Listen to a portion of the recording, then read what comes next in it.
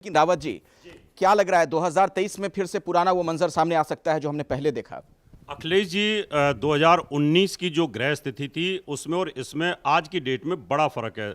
2019 में गुरु नीच का था, केतु के साथ युति थी और शनि के साथ युति थी। यानी बृहस्पति जो है हमें शुभता देता है और बैक्टीरिया से लड़ने की हमें क्षमता देता है। शनि और राहु ये दो ऐसे ग्रह होते हैं कि जो लंबी बीमारी, क्रोनिक बीमारी, अस्थमैटिक बीमारी देते हैं।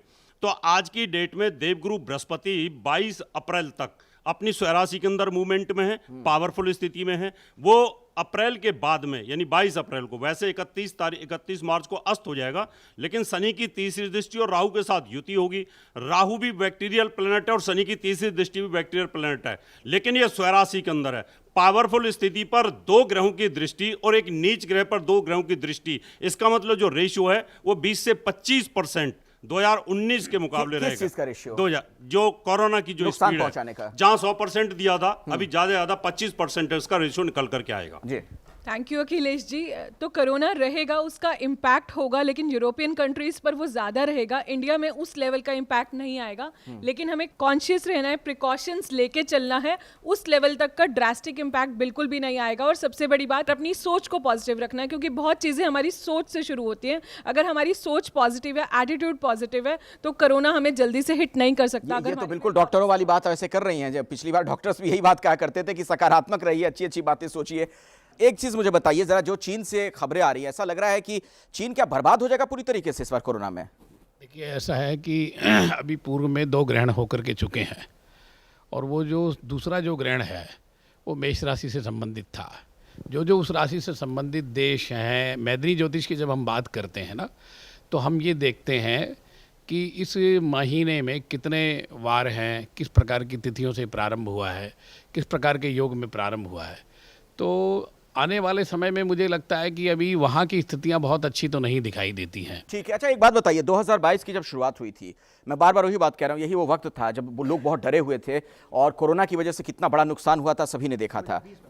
हाँ, शुरुआत की बात मैं कर रहा हूं, लेकिन 22 में जो कोरोना की दूसरी लहर हम लोगों ने देखी थी हिंदुस्तान में, इस बार किस तरीके के हालात बन रहे हैं? देखिए, अगर हम 2023 की बात करते हैं, 2023 को लेकर के अगर हम बात करते हैं, बहुत कुछ ध्यान देने वाला है।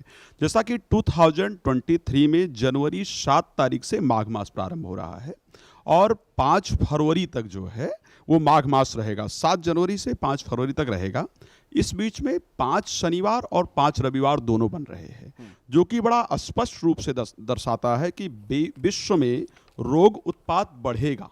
अच्छा। विश्व में रोगों का जो उत्पात है वो बढ़ेगा और क्लिष्ट रोगों की उत्पत्ति होगी। यानी कोविड अपना जो वेरिएंट है, जो वो बार बार चेंज कर रहा है, उसके अनुसार निश्चित रूप से आपको जनवरी से लेकर के और ये 7 जनवरी से 5 फरवरी के बीच में उसके किसी नए वेरिएंट की उत्पत्ति आपको विश्व के अंदर नजर आएगी। तो आप जो बात कह रहे हैं उसी से मैं एक सवाल अब आगे बढ़ाना चाहता हूं, आता हूं फिर मैं आपके पास, कि भारत में जो अभी तक वैज्ञानिकों का दावा है, उनका ये कहना है कि जो पुराना वेरिएंट था उसके खिलाफ हमारे यहाँ प्रतिरोधक क्षमता हम लोग डेवलप कर चुके हैं, लेकिन अगर म्यूटेशन होता है, कोई नया वेरिएंट आता है, तब तो फिर बड़ा नुकसान हो सकता है। देखिए अखिलेश जी, 2 चीज़ें अगर कोरोना के लिए देखा जाए, 2023 का जो वर्ष है अखिलेश जी, इसमें जो शुरुआती महीना है जनवरी का, अगर हम ध्यान देते हैं 17 जनवरी तक जो शनि की स्थिति है, आप देखें कि अभी बढ़ेगा, शुरुआती दौर में वैश्विक स्तर पर बढ़ेगा और इसका प्रभाव बढ़ेगा, लोगों को ग्रसित करेगा ये।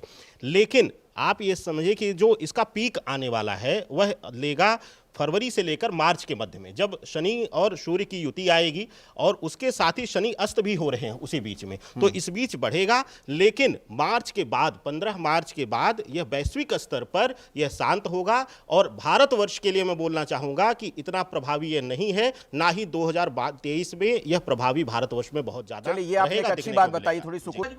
क्या मजबूरी है मेरी, बताइए। मैं अभी आपको बताती हूँ कि मैंने ओए होए होए होए, नमकीन के चटकारे लेते हुए टकटकी मार के डिबेट शो को पॉज रिपीट कर करके देख रहे हैं जोगिंदर जी। इनकी तरह आप भी देखें अपनी फेवरेट डिबेट्स को रिपीट कर और डाउनलोड कीजिए एबीपी लाइव ऐप अपने स्मार्ट टीवी पर।